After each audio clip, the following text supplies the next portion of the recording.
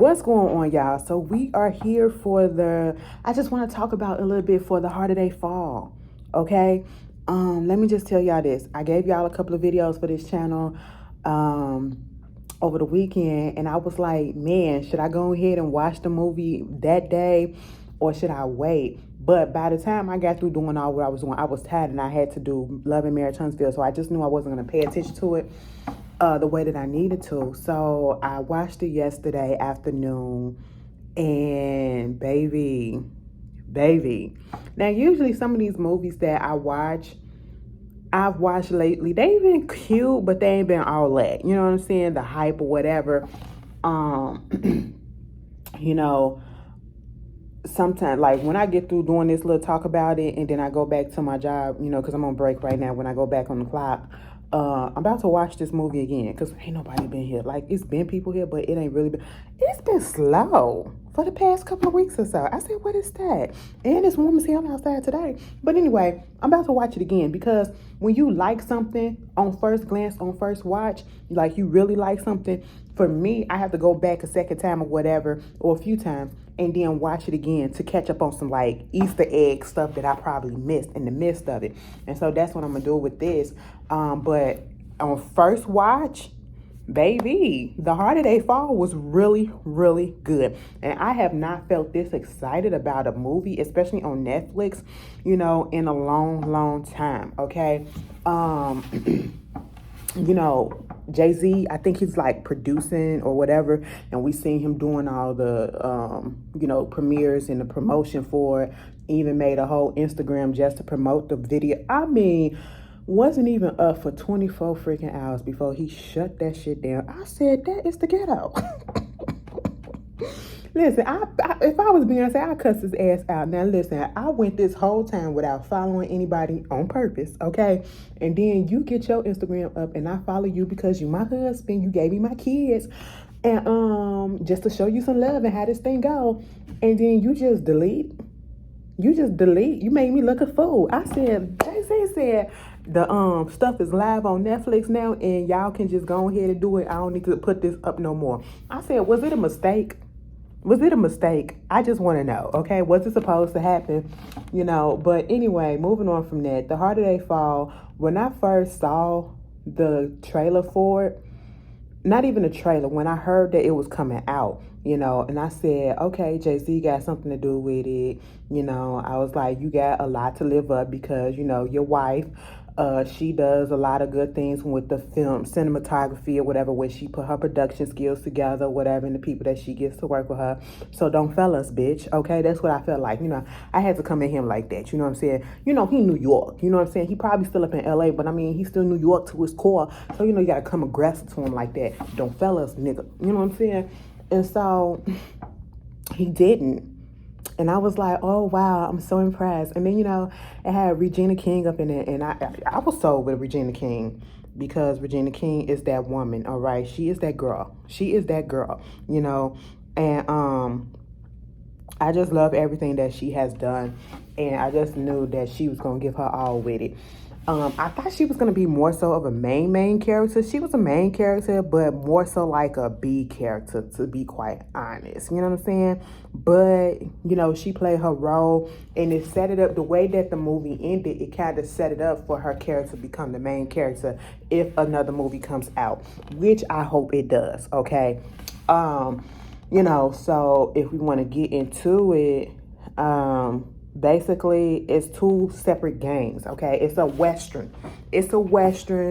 And I'm not even into Western movies like that, but it was black. And that was the first thing that really caught my eye. Like, it was that good black movie. You know what I'm saying? Like, good black acting. We not acting ignorant. We not acting ghetto. We not acting ratchet or anything like that. And I mean, it's a timepiece, historical timepiece or whatever. But still, we not acting stupid. We not the clowns and stuff like that. We literally are just acting, like human beings and just being black as hell. And I loved it. I love the fact that it was so many different black people that was in there. You had, Woody the Great, the one that played Bobby Brown in the who came from social media, who played Bobby Brown in the New Edition movie and the Bobby Brown story. He was on there for a minute, and when I say a minute, and then they popped his ass off. You seen Damon Wayne Jr., who was on there. He was one of the people from the Crimson Gang. Okay, then we had Delroy Lindo. He was on there. I said, damn, Delroy. All right, come on. If y'all don't know who he is, y'all should know. Okay, he played Aaliyah Daddy on Romeo Must Die, and he played the daddy on Crooklyn, and what was the last movie? The Five Bloods. He been in everything. Okay. Nate Love was played by Jonathan Myers. All right. And if you know him, he's been on like Lovecraft Country and, The Last House in San Francisco. I think that's what it's called.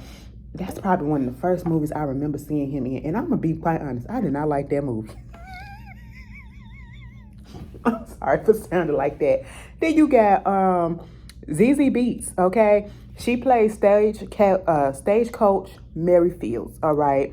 And then RJ Kryler, I've seen him on some stuff and I just never knew what his name was, and he played Jim Beckworth. Like I said, Delroy Lindo, he played the U.S. Deputy Bass Reeves. And then you had Danielle Deadweiler. She played Cuffy, a.k.a. Kathy Williams, okay? Now, when I seen that she was in here, I said, oh, it amazes me when I see people who work with Tyler Perry on some of his production that ain't the best. Like, I love me some Tyler Perry, but we have to be real with ourselves and understand that a lot of his stuff is literally repeats of the same things over and over again, and it is not the best, okay? It is not the best, you know what I'm saying? Some of the acting don't be the best, and she is one of the people that came from his show, Haves and the Have-Nots, and she played Quita. Quincy Maxwell, Candace on there, her baby daddy sister, okay? And they had her, the country, ghetto country accent that they had her doing. It was just terrible. And then to see her from that to be on here and how she did such a great job. I said, that's an actor right there.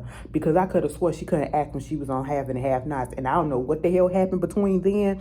But baby mama said, listen, I can act, okay? And y'all gonna get this. And she was my favorite. She was one of my favorites in the picture. You had Bill Pickett, played by Eddie Gaji. I don't know how to say his last name, okay? But the first time I probably seen him was in Heroes, and then Deion Cole was in there. I said, Deion Cole, y'all know Charlie from Blackish and everything. I said, to see him in a serious role, that was a lot. I said, I love it when I see people that are mostly known for a certain type of acting and then they go do something else and they excel at it and they just exceeds my expectations. I was like, oh, wow, okay. And of course, Idris Elba playing Rufus Buck, okay, leader of the Rufus Buck gang. And then you had, of course, like I said, Regina King playing, treacherous Trudy Smith, okay, his right-hand woman, I would say, his second in command. And then you had Lakeith Stanfield playing Cherokee Bill. What I like about this is the fact that they took historical black figures and they made a story out of it that wasn't necessarily true. You know what I'm saying? But these people these main people that I listed, they are real people, real cowboy, real outlaws, and, black figures in history, you know what I'm saying, that actually made a difference, okay? And some people really do. I would like to see a movie on Cuffy, you know what I'm saying? Cuffy, she was dressed like, I would say she probably was a little lesbian, okay? She was a little bush lesbian or whatever. When mama had to put that dress on... When mama had to put that dress on, she was over it, okay? She was over it. But, they said she was like, she was one of the first women that was in the army, okay? But she enlisted as a man, you know what I'm saying? But, she went through a lot. She was a lot. But the movie basically was divided into two separate gangs, okay? You got Nate Love and his gang, which was Nate Love as the leader, Stagecoach Mary, who was his ex and the one that he really wanted to be with, Jim Beckworth. He was like the youngest and he was trying to prove himself in the whole situation. Of course, Cuffy was a bouncer at Mary Field's little she had a little, what you want to call it, a lounge or something, a saloon or something like that, a little club area, whatever. She was the bouncer, and baby mama could fight, okay? That motherfucker didn't want to leave his gun, so she said, pop, pop, pop, bam, okay? I said, I know that's right. Don't let the size fool you or whatever. And then you got Bill Pickett, of course, he was a sharpshooter. And then you got Wiley Esco, who started out on the Rufus gang. He was Rufus' best friend, but then he betrayed him. Okay, and we found that out at the end of the movie, towards the end of the movie, that he betrayed him. And he was the mayor of the black city, Redwood. Okay, and Rufus was coming back to get his stake. You know what I'm saying? Then we get, with the Rufus gang, of course, we get Trudy, we get Cherokee Bill, and we get, Rufus or whatever. And the shit that they did, baby, the way they bust him out. Okay, I'm getting ahead of myself. Let me go back a little bit because I want to touch on a couple of things. Because when you start the movie, and I'm sorry if I feel like I'm all over the place, I just want to give a little backstory, okay? Because, and I know some people probably was shocked, and it still baffles me to this day that some people believe and don't understand that, a lot of stuff did not happen because of white folks or whatever, even though that's the image that people want to put out, okay? Like, especially with cowboys. When we look at this is a cowboy movie, okay? The first cowboys were black people, okay? They were the cowboys. The cowboys were black men and women, you know what I'm saying? But it's more now that we see white men doing it, being cowboys and all of that stuff like that. That's the image that came very popular in culture and in cinema and stuff like that. But in reality, it was black people. It was black men, But we start the movie off with a family. And Terry husband from Soul Food, who cheated on her. He was the daddy, okay? And his last name was Love or whatever. And we see old girl that played Nola, I can't remember what her name is, DeWanda? Chad from Insecure wife. That's his wife, okay? With the pretty eyes, and beautiful skin, baby. She was sitting down there. She played the mama. And it's just this regular family. They about to eat, the little boy was trying to eat before they said the prayers and all that stuff. Had to get him at that. And right in the midst of them saying the prayer, all of a sudden, here comes, I think the daddy was like a preacher or something like that. A changed man. And at that time, we didn't know. All of a sudden, somebody come busting into the door. You heard the door open, and the daddy was like, what's that? And so he gets up and he go look. And so this person with the cowboy hat on, just tucked down, he comes walking up in there. And it was just like, oh my God, instant fear. And I said, who was this? Did you invite somebody up into the house? I mean, they really had locks on doors back then, but damn, you could at least knock. Like, come on, But at this point, it was no knocking in this situation. So I'm sitting here looking like, what is going on? Next thing you know, he sat down at the table, and we see the daddy just saying, listen, this ain't between my family. This between me and you. Just let them go. Because all of a sudden, old boy just pulled out 2 gold guns and was pointing them at the kid and the mama. Mama sitting there crying and stuff. The son sitting there just like, oh my God, what's going to happen? It was fear inducing. And I was just like, please don't do what I think you're going to do. Baby, he was like, listen, the daddy was just trying to tell him, it's between me and you. It's between me and you. Let my family go. It's okay. It's okay. Baby, he took that gun from off the little boy and turned it to the wife. And next thing you know, pop, pop. I said, oh no. Now, she didn't deserve that. She didn't deserve that at all. Mind you, he came in there with another guy who had a scorpion tattooed on his hand. And so after that, he killed the daddy. Okay. I said, wow, what did this man do to you? I was confused. Okay.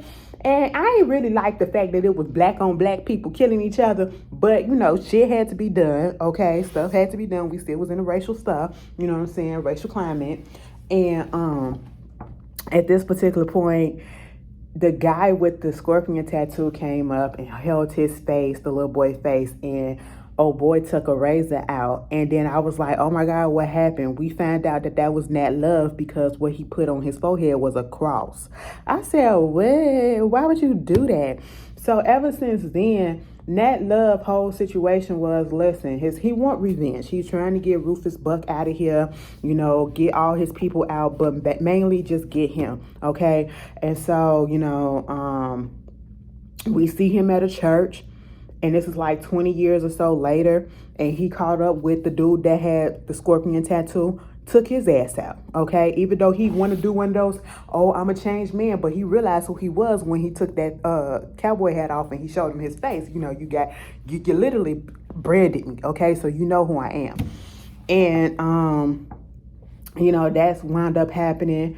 And I like the fact that he told the preacher, listen, you could take him in because he's a $5,000 reward. He was like, why won't you take it yourself? He said, because I'm a $10,000 reward. Okay. So he left. And he went to Stagecoach Mary, and at one point, I'm going to tell you this, when they got to her little place or whatever, I was like, what is this? Okay, because I said it turned into Idlewild for a minute because all of a sudden a musical happened. She came out there on stage and she was doing her little song and dance or whatever. I said, so it's about to be music throughout this whole thing like this?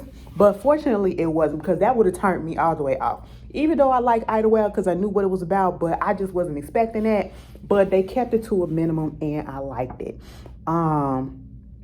And basically they had some type of, love affair that happened. And I guess he left her and, she still got feelings for him, but acting like she don't want to be involved with him.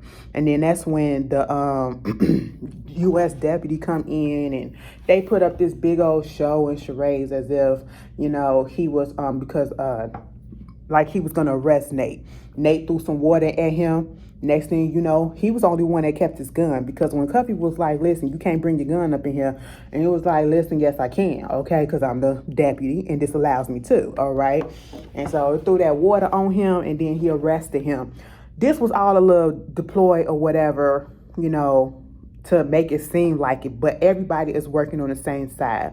They're trying to get Rufus Buck. Okay. Rufus Buck, when we see their gang, we see Trudy and all of their people, right? On them horses. That's what got me in the trailer. That little clip that they put out first, and this is what got me. When we see Trudy sitting up there on that horse and we see the train coming by and she goes like this and then she goes like that, I was like, it was the simple shit, girl. It was simple shit. I said, okay, bitch in charge. That's what made me think that she was like the leader. Like, I thought she was going to be the main character, but she wasn't.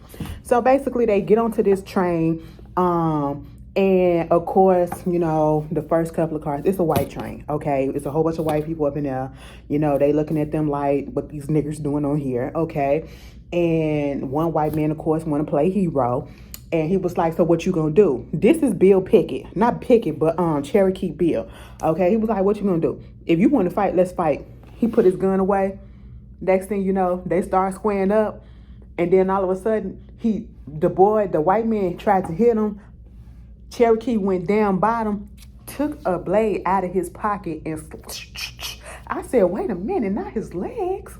Oh, y'all already know how. I'm so glad it wasn't his Achilles, because if I would have saw that would have just really made me hurt so bad. It would have made me cringe a lot, okay?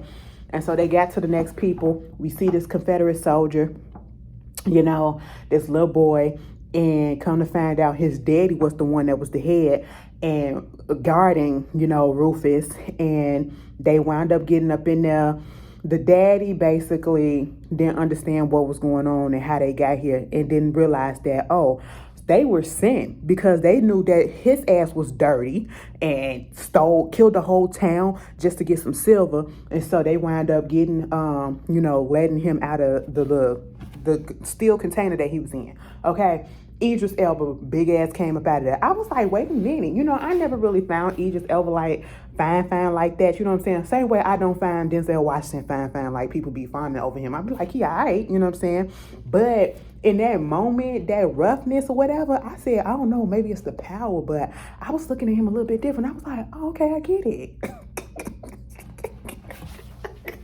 I get it. And so he was doing this thing like he was like, who can conduct the train? Who can conduct the train? And the little boy, because they killed the daddy, the little boy was like, I can. And he was like, kill everybody but him. Okay. And so at that moment, it was the cinematography for me. The bullets going past and Rufus just walking regularly through him as the bullets are flying in front and behind him and not getting hit by anything. That was a powerful moment to me. That was I like that.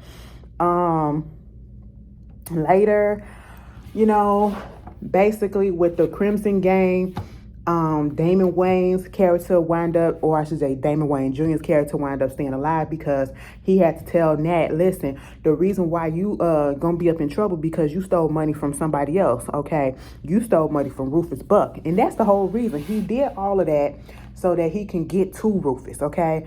Rufus was trying to get back to his town at Redwood, who was now being ruled, or I should say, under the control of Wiley, who was played by Deion Cole. He was the mayor. He used to be his friend. Come to find out, he was the one that turned him in, okay?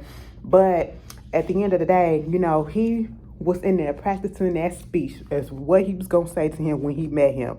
But when it was finally time, as he was sitting there eating that bloody steak, I said that steak was not cooked at all right? Baby, the way he beat his ass out there in front of all those people and the way his teeth fell out his mouth, and exiled his ass and took his spot back over, okay?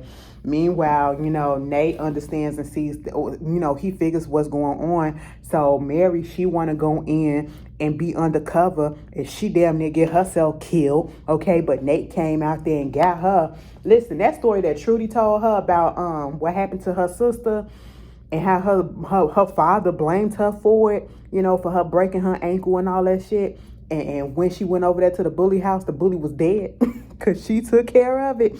Yeah, I said Trudy was a bad bitch ever since she was a kid. All right, I'll be scared of that hoe. Okay, but at this point, Wiley then linked up with the Rufus gang, not the Rufus gang, linked up with Nate and them, and basically what it could out, from then on, it was just them scouting them out. And then all of a sudden, Rufus catched them. And he was like, you took my money. So what you going to do is you're going to give me back the amount plus interest. And he was like, you're going to do this by Friday. How am I going to get this money? You're going to go rob a bank. What bank he had them go rob? This white-ass bank, okay? And when I tell you white in the inside, it was so white. You could tell that it was such a different, the different cultures, it looked like money, okay?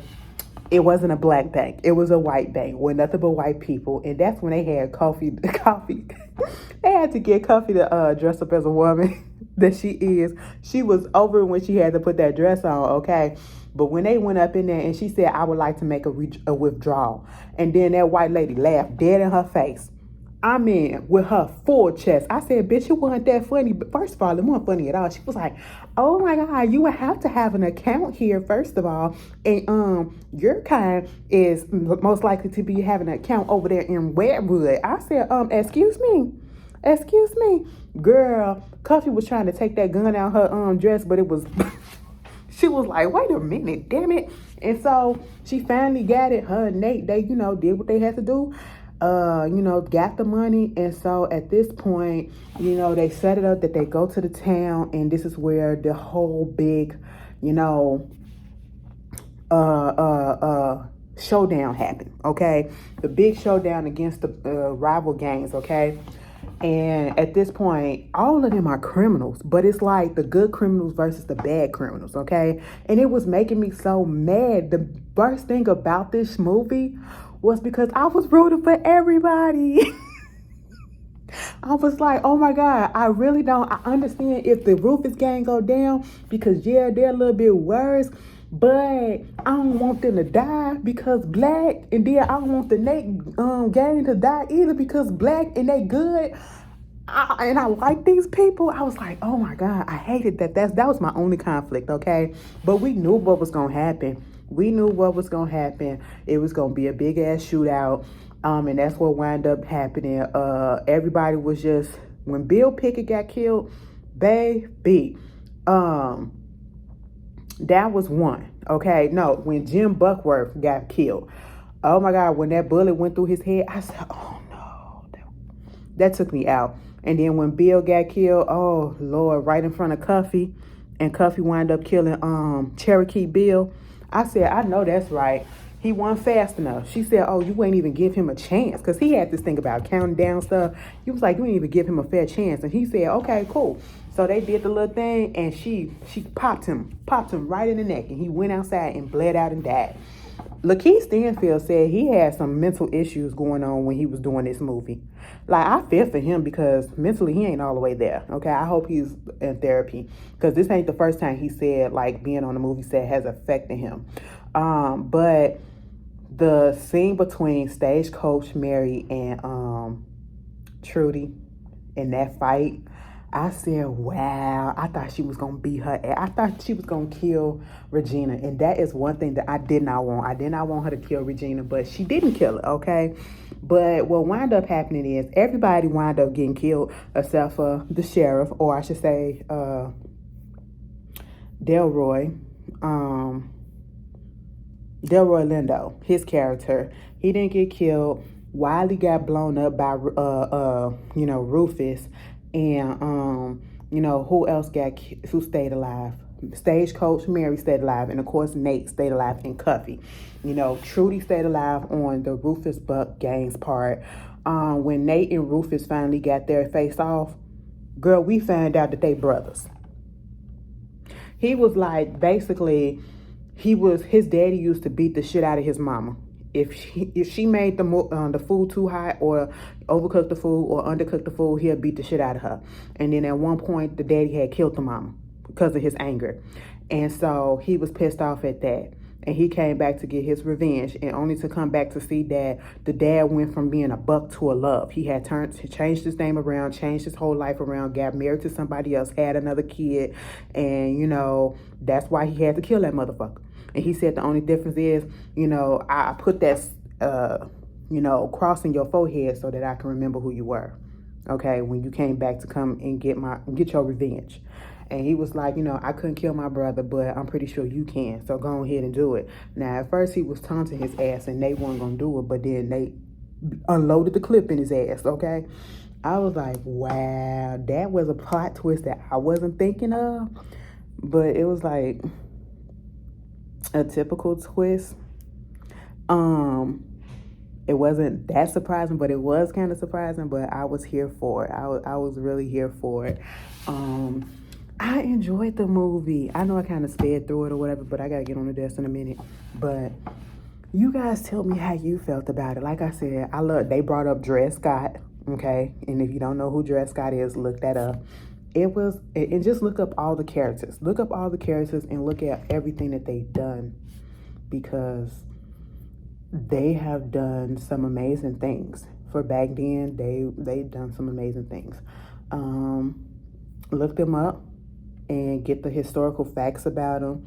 Like I said, I really do wish they'd do some more movies on them, but I feel like the way this movie ended with Trudy standing up on the cliff or whatever, looking down, I feel like, yeah, it's gonna be a 2, and it needs to be.